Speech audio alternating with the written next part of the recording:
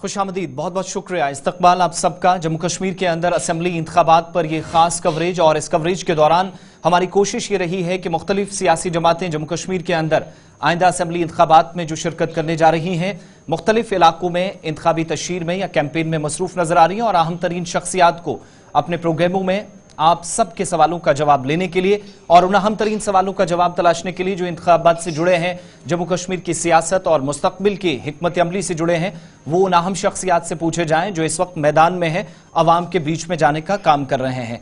तमाम political parties अपनी अपनी जगह इस वक्त मसरूफ नजर आ रही हैं, और मरकज के जेर इंतजाम इलाका बनने के बाद यह पहला बड़ा चुनाव 90 असेंबली हलकों में, जिसकी शुरुआत चंद घंटों के बाद होगी, यानी 18 सितंबर को पहला फेज, जिसके बहुत करीब हम पहुंच गए हैं। आज जम्मू कश्मीर असेंबली इंतखाबात के ताल्लुक से जब बात हो रही है तो एक खास शख्सियत इस प्रोग्राम में हमारे साथ ज्वाइन कर रही हैं। जम्मू कश्मीर नेशनल कॉन्फ्रेंस के नायब सदर, साबिक मरकजी वजीर और साबिक रियासती वज़ीर आला उमर अब्दुल्ला साहब आज इस प्रोग्राम में हमें ज्वाइन कर रहे हैं। इनसे जरा बातचीत करेंगे। बहुत बहुत शुक्रिया उमर साहब, वक्त देने के लिए। आप कैंपेन में मसरूफ हैं, ज़ाती मसरूफियात के बावजूद भी आपने वक्त निकाला, इसके लिए इजहार तशक्कुर। शुरुआत ज़रा इसी से कि 10 वर्षों की तवील मुद्दत के बाद इंतखाबात की तरफ जम्मू कश्मीर जा रहा, और यूटी बनने के बाद पहला चुनाव, जिस हिसाब से जोशो जज्बा, लोगों के अंदर जुनून और इंतखाबात का बेसब्री से इंतज़ार हम देख रहे थे, पॉलिटिकल पार्टियां इंतखाबी तशहीर में, और आप भी उसमें शामिल हैं, घर घर जाकर इंतखाबी रैलियों में, रात के वक्त में जलसे, ये सारी चीज़ें हम देख रहे हैं। लेकिन इन इंतखाबात की आपकी नज़र में जिस कदर लोगों के जज्बात जुड़े हैं, क्या वो पूरे हो सकेंगे? क्या अहमियत या अफादियत आपकी नज़र में इन असेंबली इंतखाबात की 10 वर्षों के बाद जम्मू कश्मीर में? ये तो इलेक्शन के बाद जिन की हुकूमत बनेगी, उनकी जिम्मेदारी होगी कि वो लोगों के उम्मीदों के बराबर उतर आएँ। लोग चाहते हैं कि पिछले 10 साल के जो हालात हैं उनका जायज़ा लिया जाए, और जो मुश्किलात हैं, जो मुसीबतें हैं, जो लोगों को परेशानियां हैं, उनका हल जो है खोज के निकाल दिया जाए। और हम उम्मीद करते हैं कि लोगों का वोट जो है वो नेशनल कॉन्फ्रेंस कांग्रेस के अलायंस को हासिल होगा, और हमें एक मौका मिलेगा 8 अक्टूबर के बाद जम्मू कश्मीर के यहाँ हालात को दुरुस्त करने का और संभालने का। तो इन इंतखाबात में चूंकि आप इत्तेहाद के साथ गए हैं, एक तवील मुद्दत तक जम्मू कश्मीर के अंदर आप निज़ाम का हिस्सा रहे, हुकूमतें चलाई, दहाइयों तक जम्मू कश्मीर के अवाम ने, जब साबिक़ा रियासत थी, लद्दाख भी हमारे साथ था, आप पर एतमाद किया गया और भारी अक्सरियत से कामयाब करके नुमाइंदगी का आपको मौका मिला। इस बार अगर मैं ये पूछूं कि क्यों और कैसे अवाम एतमाद करे, दोबारा आपको वोट दिया जाए, क्या सोचकर आपको वोट दिया जाए? क्या ऐसा विजन नेशनल कॉन्फ्रेंस के पास है, या मुख्तलिफ बाकी जमातों से जिस पर यकीन करके 8 अक्टूबर के जो फैसले हैं, जो नतीजे हैं, वो आपके हक में जाएं, ये आप सोच रहे हो? इकलौता हमारा नेशनल कॉन्फ्रेंस का मंशूर है जो मुल्क भर में चर्चे का विषय बन गया है, जो एक मुद्दा बन गया है बातचीत के लिए। मुझे लगता है बीजेपी वाले इतना अपने मंशूर पे बात नहीं करते जितना नेशनल कॉन्फ्रेंस के मंशूर पे बात करते हैं, क्योंकि हमने अपने मंशूर में तमाम उन मुद्दों पे बात की है जो लोगों को जो है जो मतलब छूने वाली बातें हैं, जिन चीज़ों को लेके लोग परेशान हैं, जिन चीज़ों को लेके लोग एक हल चाहते हैं। जम्मू कश्मीर का जो सियासी रिश्ता बाकी मुल्क के साथ है, वो उस पर हमने बात की, लेकिन उससे कई गुना ज़्यादा चीज़ें जो हैं हमने अपने मंशूर में दोहराई हैं। चाहे वो जम्मू कश्मीर को रियासत का दर्जा दोबारा दिलवाना हो, और उसके बाद चाहे बेरोज़गारी की बात हो, महंगाई की बात हो, तरक्याती कामों में जो रोक लगा है उसको दोबारा शुरू करने की बात हो, जो राशन को लेके परेशान है, सोशल वेलफेयर की स्कीमों को लेके परेशान है, बिजली की कीमतों को लेके और बिजली के निज़ाम को लेके परेशान है। परेशानियों की कमी नहीं है। पिछले 5-6 साल अगर आप देखें तो लोग ज़्यादा मायूस हुए हैं। कश्मीर में तो मायूसी है ही है, जम्मू में भी लोग नाराज़ हैं। जम्मू, खासकर जम्मू शहर और इर्द गिर्द इलाके, वो दरबार मूव को लेके नाराज़ हैं। वो वहाँ अपनी ज़मीनों को ख़तरे में देखते हैं, रोज़गार में उनको अपना हिस्सा मिला नहीं। इन्वेस्टमेंट की बातें बहुत हुई हैं, लेकिन इन्वेस्टमेंट ज़मीनी सतह पे नज़र नहीं आता। तो हम इन सब चीज़ों को लेके हमने एक रोड मैप, एक नक्शा खींचा है और हमें लगता है कि इस मंशूर से बेहतर शायद ही किसी तंजीम ने मंशूर लोगों के सामने रखा है और हम उम्मीद करते हैं कि वोटर जो है इस मंशूर को पसंद करके हमें एक मौका देंगे 8 अक्टूबर के बाद। उमर अब्दुल्ला साहब, जो परेशानियां आपने गिनवाई हैं, इन परेशानियों का, इन मुश्किलात का अजाला या इनका अगर हल तलाशने की कोशिश हुई तो क्या ये ज़रूरी था कि कांग्रेस के साथ जाकर इन मुसीबतों से निकला जा सकता है? Is it possible? जबकि कल तक आपकी क़यादत या आपकी पार्टी ये भी कहती थी कि नेशनल कॉन्फ्रेंस ग्राउंड पर काफ़ी मजबूत है और चुनाव के जैसे पहले मरहले के करीब करीब हम गए तो इत्तेहाद की पहले बातें हुई और बिलाखिर वो इत्तेहाद कर लिया गया। ये ज़रूरी था? वक्त की ज़रूरत थी? ये वक्त की अहम ज़रूरत थी। हम लोगों को एक ऑप्शन देना चाहते थे, मतलब उनको एक अपना फैसला करना के वक्त पे हम ये उनको दिखाना चाहते थे कि बीजेपी का जो ऑप्शन है वो उनके लिए सही नहीं है और अगर वाकई वो चाहते हैं कि हुकूमत जो है बने, एक स्टेबल हुकूमत बने, एक वो हुकूमत बने जिसको कल दिल्ली परेशान ना कर सके या जिसको कल दिल्ली गिरा ना सके, तो उसके लिए इलेक्शन से पहले ये बताना कि हम कांग्रेस के साथ मिलकर हुकूमत बनाएंगे, हम यही चीज़ इलेक्शन के बाद कर सकते थे, लेकिन वो हम करना नहीं चाहते थे। हम चाहते थे कि इलेक्शन से पहले ही हम दिखाएं कि हम बीजेपी के साथ जाने वाले पार्टी नहीं है, हम बीजेपी के साथ जाने के लिए तैयार नहीं है। इस इलेक्शन के बाद अगर लोग चाहते हैं एक अच्छी हुकूमत, एक वो हुकूमत जो उनके मुद्दों को और मसलों को हल करे, तो उसके लिए नेशनल कॉन्फ्रेंस और कांग्रेस सीपीएम के साथ इकट्ठे आके हम ये इलेक्शन लड़ रहे हैं। अच्छा, 370 वाली लाइन जिसका सबसे पहला और दूसरा नुक्ता आपके मंशूर का जब हम पढ़ते हैं तो आपने प्रायोरिटीज़ में रखा है, बल्कि आपका अज़्म है कि हम इसकी बहाली को यकीनी बनाएंगे। लेकिन जिस जमात के साथ आपने इत्तेहाद किया, यही सवाल जब उनसे पूछा जाता है तो लबकुशाई इस पर ज़्यादा नहीं होती। यहाँ तक कि 11 दिसंबर 2023 के सुप्रीम कोर्ट के फैसले को भी वो उसकी तायीद करते हुए नजर आते हैं। जिस जमात के साथ आप गए, अगर वो उस मामले पर बात ना करें जो आपकी तरजीहात में शामिल है, फिर जो अवाम ये सवाल पूछ रही है, क्या ये मुमकिन है और ये मान लिया जाए कि इसी पार्टी के साथ जिसने आपको सदर रियासत से वज़ीर आला तक लाया और अब यूनियन टेरिटरी में चले गए, वहाँ आपके साथ आई, वो सारे वादे, ये सारी बातें इतनी आसानी के साथ पूरी हो सकेंगी जिस पार्टी पर आपने यकीन करके इस बार इत्तेहाद किया है?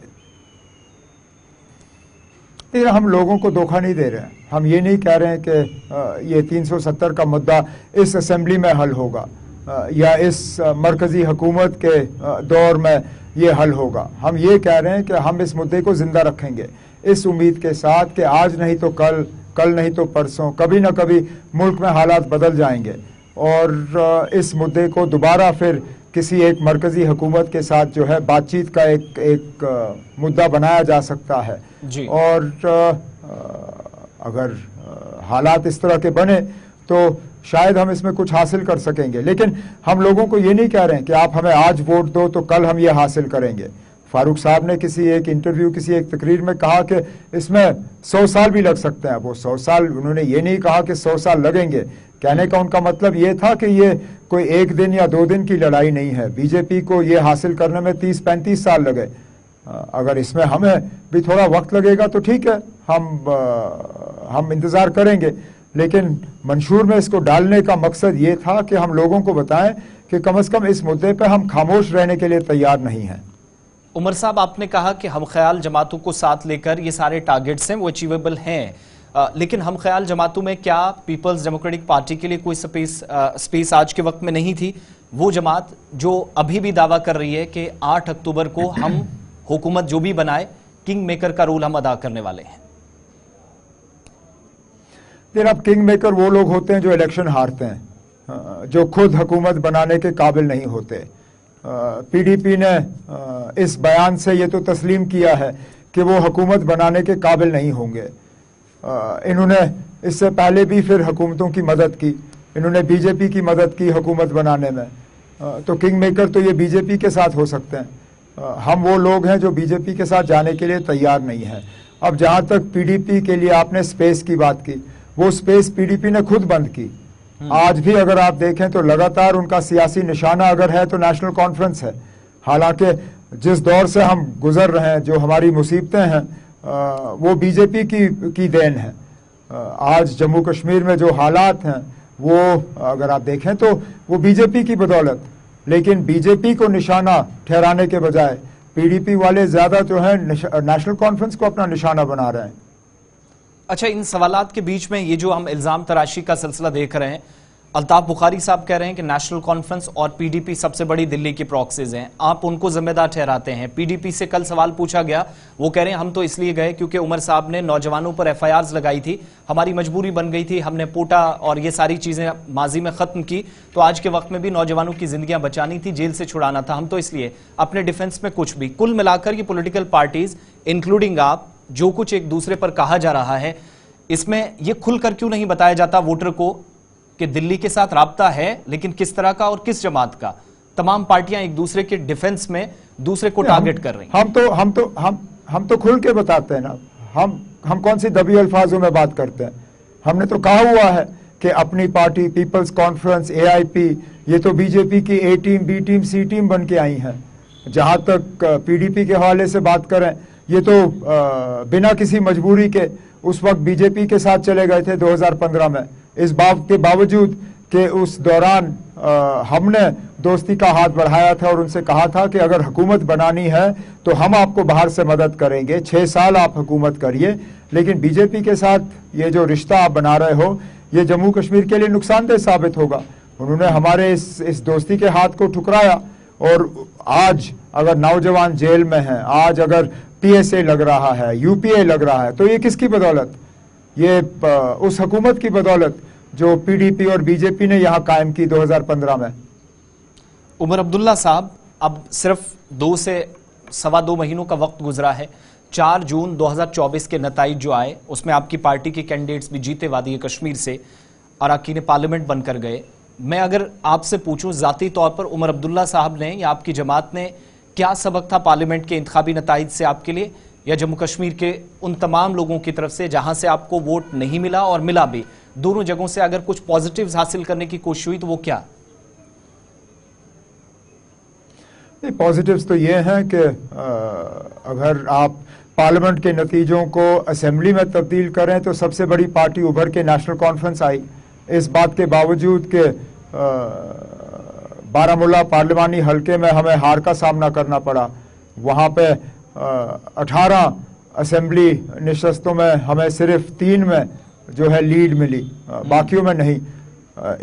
इसको देखते हुए भी सबसे बड़ी पार्टी नेशनल कॉन्फ्रेंस है।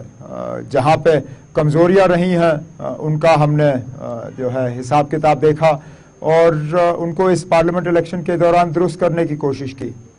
शक्को शुबहात अभी भी है, कोई किसी किस्म का विद इन ग्रुप कोई तनाव है? क्योंकि जब आपने पिछले दिनों गांदरबल का आपका वीडियो समाजी राब्ता साइटों पर गया, सोशल मीडिया पर तरह तरह के तबसरे हुई, बहरहाल वो अलग बात, लेकिन जब आप वोट मांगने के लिए गए बाकी पार्टियों की तरह, आपने टोपी उतारी तो उस पर भी आपको टारगेट किया गया। उससे भी बहुत सारे लोगों ने कहा कि यह अक्कासी होती है कि अभी भी बहुत सारे बेल्ट्स के अंदर, बहुत सारे हिस्सों के अंदर नेशनल कॉन्फ्रेंस जितनी वेव या जिस वेव की बात कर रही है वो नहीं है, शायद सूरत हाल उनके बरक्स जा रही है।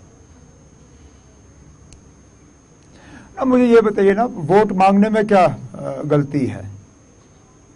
मैं अगर घमंड से वोट मांगता क्यों, क्या वो सही होता? मैं अगर हक से वोट मांगता, कहता लोगों को कि बस आपने मुझे ही वोट देना है और इसके अलावा आपके पास कोई चारा नहीं है, क्या वो सही होता? उस पर भी आप मुझे लताड़ते। तो मुझे बताइए ना, मुझे किस तरह से वोट मांगने चाहिए फिर? क्या एक हक के तौर पे मांगूं? क्या मैं ये समझ के मांगूं कि लोगों के पास और कोई चारा नहीं है, सिर्फ और सिर्फ मुझे वोट देने हैं? यहाँ ताकत लोगों में है। हम तो सिर्फ लोगों के खिदमतगार के तौर पे अपने आप को पेश करते हैं, लेकिन असली ताकत लोगों के हाथ में है।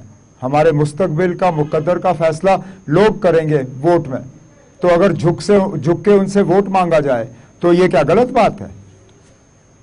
अच्छा, इन इंतखाबी नताइज का भी हमें इंतज़ार करना पड़ेगा। 3 मुख्तलिफ फेसेस से हमें गुजरना है।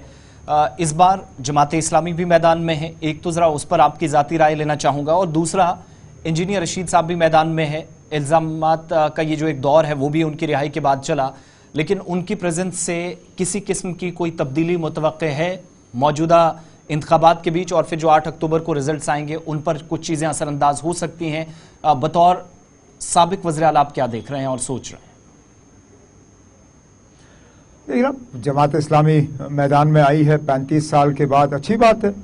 उन्हें भी अपने मुद्दे लोगों के सामने पेश करने का एक मौका मिला है। उन्हें भी लोगों को समझाना पड़ेगा कि 30-35 साल वो इलेक्शन से दूर क्यों रहे, और आज अगर वापस आए हैं तो कैसे वापस आए हैं, क्या लेके वापस आए हैं, क्या हासिल किया है पिछले 35 सालों में, जिसके बुनियाद पे आज वो इलेक्शन के मैदान में उतर आए हैं। अभी लोग फैसला करेंगे कि उनको जितवाना है या नहीं। आज़ाद उम्मीदवारों पर भी एक आपका ओपिनियन, क्या इस बार की हुकूमत साजी में आज़ाद उम्मीदवारों का रोल होगा? नियर अबाउट 45% सिर्फ पहले 2 फेसेस में थे, फिर थर्ड फेस में भी 8 से 10% लोग आ गए। 200 से ज्यादा उम्मीदवार इस बार मैदान में हैं जो इंडिपेंडेंट कैंडिडेट्स हैं। इनका कोई रोल, अगरचे डेमोक्रेटिक सेटअप के लिए इनका अच्छा भी माना जा रहा है, कुछ लोग इस पर एतराज भी करते हैं, अपने अपने हिसाब से इस पर राय रखी जा रही है। उमर अब्दुल्ला साहब, इस सूरत हाल के बीच इन इंडिपेंडेंट कैंडिडेट्स का रोल क्या देखते हैं उस खित्ते में जहां पर वोट डिवीजन पर बड़ी बातें इन दिनों हो रही हैं? वोट डिवीजन में तो उनका रोल रहेगा ही, और इन पे तो बीजेपी ने नजर रखी हुई है। बीजेपी ने तो इनको ओन किया हुआ है, इनको मतलब अपने खाते में लाया हुआ है। वजीर दाखिला साहब जब पिछले दिनों जम्मू आए अपने तंजीम का मंशूर वहाँ पे घोषित करने के लिए, उसका ऐलान करने के लिए, तो उन्होंने सीधा सीधा वहाँ प्रेस को कहा कि अगर हमें सीटों की कमी पड़ी तो हम यहाँ छोटे जमातों के साथ मिलकर हुकूमत बना सकते हैं, जिसमें जिन तंजीमों का मैंने इससे पहले जिक्र किया वो हैं, और ये आज़ाद उम्मीदवार हैं। अब वोटरों तक है, अगर वो बीजेपी को इन आज़ाद उम्मीदवारों के जरिए कामयाब करना चाहते हैं तो फिर वो सोच समझ के कर रहे हैं। उमर अब्दुल्ला साहब, कल को अगर आपको हुकूमत मिल भी जाती है, सब ने अपने अपने हिसाब से वादे किए, आपने जब मंशूर जारी किया उसके बाद पीपल्स डेमोक्रेटिक पार्टी, फिर अपनी पार्टी का भी लगभग उसी लाइन को टच किया जा रहा था, कुछ वादे भी थे, मैं उस पर भी जाऊंगा। लेकिन पहली बात, जिस साबिका रियासत को और मौजूदा यूटी को आप बेइख्तियार यूनियन टेरिटरी बताते हैं, कल को आपकी हुकूमत बनती है, क्या असेंबली के पास इतने इख्तियारात होंगे, जिसके इख्तियारात बहुत हद तक महदूद हो गए हैं, वो ये सारी बातें कर सकेंगे? और इतना मुमकिन है और आसान है जो कुछ मंशूर में कहा गया वो पूरा किया जा सकता है आसानी के साथ? कुछ चीज़ें हैं जो यूटी के तहत पूरे किए जा सकते हैं। कई सारी ऐसी चीज़ें हैं जिनके लिए रियासत का दर्जा दोबारा वापस हासिल करना हमारी मतलब मजबूरी बनेगी हमें उन चीज़ों को हासिल करने के लिए। लेकिन मैं ये मानने के लिए तैयार ही नहीं हूँ कि हमें रियासत का दर्जा नहीं मिलेगा। अगर अपनी मंजूरी से और मर्जी से दिल्ली वाले नहीं देते तो लड़ झगड़ के ले लेंगे। ये जो इंतखाबात लड़े जा रहे हैं ये क्या दिल्ली के मर्जी से हो रहे हैं? ये तो सुप्रीम कोर्ट ने उनके ऊपर ये इलेक्शन ठोसे, वो अपनी मर्जी से ये इलेक्शन नहीं करा रहे हैं। अगर उनकी अपनी मर्जी होती तो शायद ही ये इंतखाबात जम्मू कश्मीर में हो रहे होते। सुप्रीम कोर्ट ने 30 सितंबर का जो है डेडलाइन रखा और तब जाके ये इलेक्शन मुमकिन हुए। तो इसी तरह जब 370 की बात सुप्रीम कोर्ट में चल रही थी उस दौरान मरकज़ की हुकूमत ने सुप्रीम कोर्ट को अश्योर किया है, उनको यकीन दिलाया है कि जम्मू कश्मीर को रियासत का दर्जा वापस मिलेगा। ठीक है, अगर मर्जी से देते हैं तो अच्छी बात है, नहीं तो सुप्रीम कोर्ट का दरवाज़ा खटखटाएंगे और वहाँ से हासिल करेंगे। उमर अब्दुल्ला साहब, अभी भी ज़्यादातर फैसले दिल्ली लेती है, इख्तियारात ज़्यादा दिल्ली के पास हैं। बड़ा एक पेचीदा मामला हम सब के सामने, और आप चूँकि सिस्टम का हिस्सा रहे, आप बहुत करीब से इस तरह के मामलात को जानते हैं, वो है उन लोगों की रिहाई का मामला जो इस वक्त मुख्तलिफ जेलों में हैं, अलग अलग स्टेट्स के अंदर हैं और बरसों से बंद पड़े हैं। या फेयर ट्रायल्स की जब बात हुई तो शायद इस पर ज़्यादा बात नहीं हुई।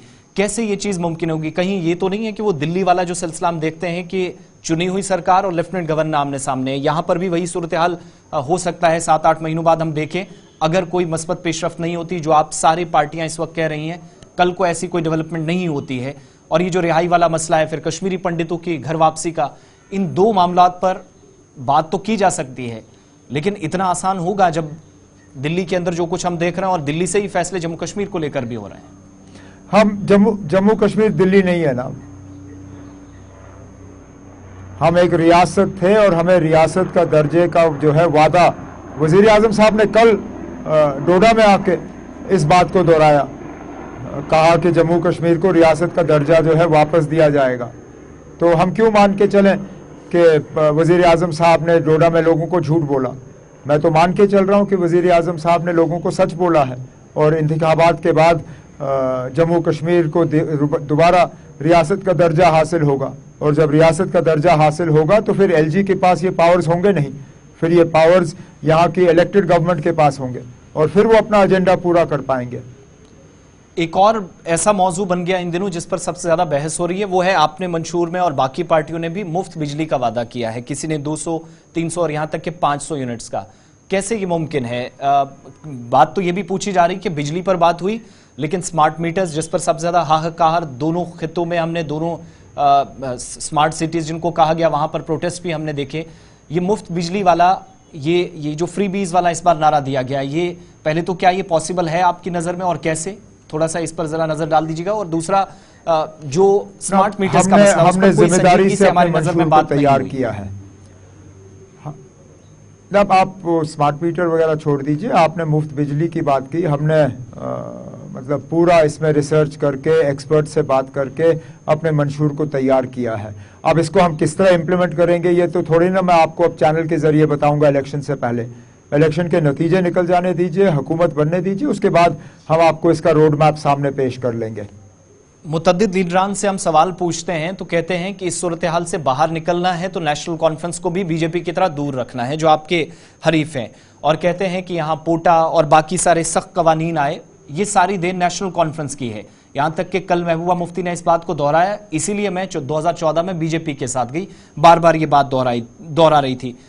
आप जो मौजूदा वक्त में लोगों को कह रहे हैं, क्या इतनी आसानी के साथ एतमाद बहाल हो सकता है? आप चीफ मिनिस्टर भी रहे हैं, सिस्टम के अंदर रहे हैं, काम जानते हैं।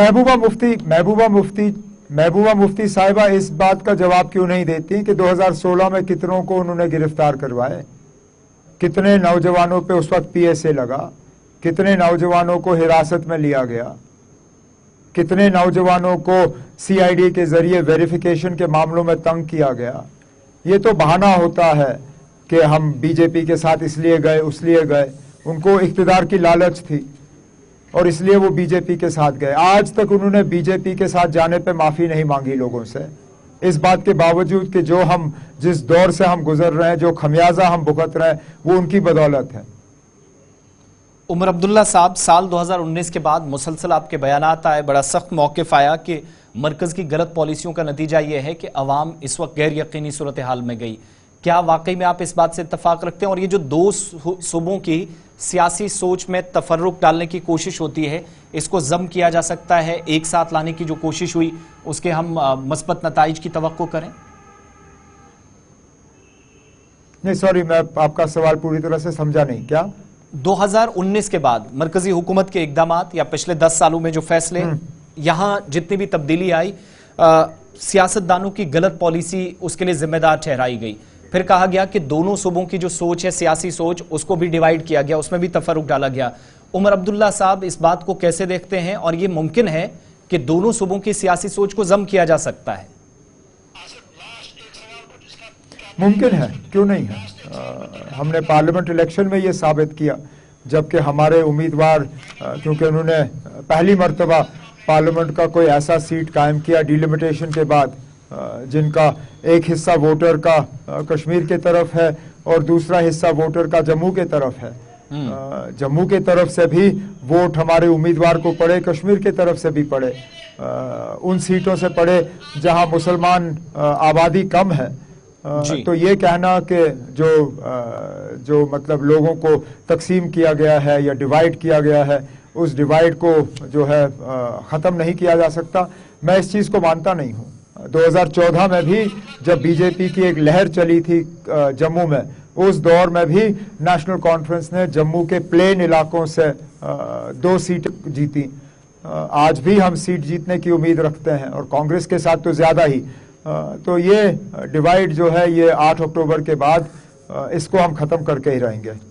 एक आखिरी चीज़, 8 अक्टूबर के बाद जहां कहीं ज़रूरत पड़ सकती है हुकूमत साजी का आप दावा कर रहे हैं, कल को किसी भी ऐसे शख्स की ज़रूरत पड़ती है जिसमें इंजीनियर रशीद भी हो सकते हैं, सजाद लोन भी हो सकते हैं, पीडीपी हो सकती हैं, सबके लिए दरवाजे खुले रहेंगे उमर साहब? अब हमने तो कांग्रेस के साथ प्री पोल अलायंस किया है इसलिए कि हमें दूसरों की जरूरत नहीं पड़नी चाहिए, इसलिए मैंने अगर लफ्ज़ मुझे नहीं इस्तेमाल लगता किया, हमें हो किसी और की सकता है। जरूरत पड़ेगी।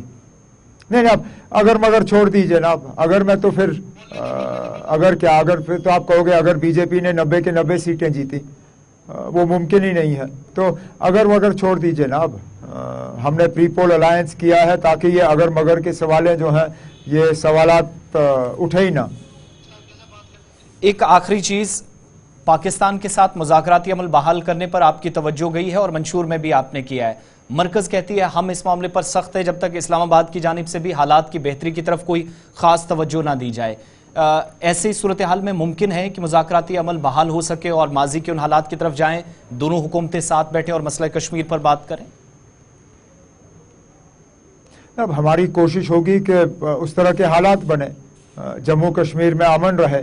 जम्मू कश्मीर में जिस तरह के हमले हम पिछले 2-3 दिनों से देख रहे हैं, चाहे बारामूला में हो चाहे किश्तवाड़ में हो, इस तरह के हमले ना हो। जम्मू कश्मीर, जम्मू का इलाका जिसको बीजेपी के दौर में मिलिटेंसी का एक नया एक रूप दिया है, एक नई शुरुआत दी है, जिन इलाकों को हमने अपने दौरे हुकूमत में 2014 से पहले पूरी तरह से मिलिटेंसी से आज़ाद किया था, इस बीजेपी के दौर के वक्त में वहाँ मिलिटेंसी दोबारा उभर के कायम हुई है, उसको वापस एक अमन के रास्ते पे लाना वो हमारी जिम्मेदारी बनेगी। हालात हम साजगार रखने की कोशिश करेंगे ताकि मुज़ाकरात के लिए एक दरवाज़ा खुल पाए। उमर अब्दुल्ला साहब, बहुत बहुत शुक्रिया। ज़ाती मसरूफियात के बावजूद भी आपने हमें कीमती वक्त दिया और हमारे साथ बात की, अपनी कीमती आरा हमारे साथ या हमारे देखने वालों के साथ शेयर की। जम्मू कश्मीर के अंदर असेंबली इंतखाबात पर गुफ्तो शनीद का सिलसिला और अहम तरीन शख्सियात को प्रोग्राम में मदऊ करने का सिलसिला जारी रहेगा। नेशनल कॉन्फ्रेंस के नायब सदर और साबिक वज़ीर आला उमर अब्दुल्ला साहब आज के इस प्रोग्राम में हमारे साथ थे। आप सबका भी बहुत बहुत शुक्रिया हमारे साथ रहने के लिए।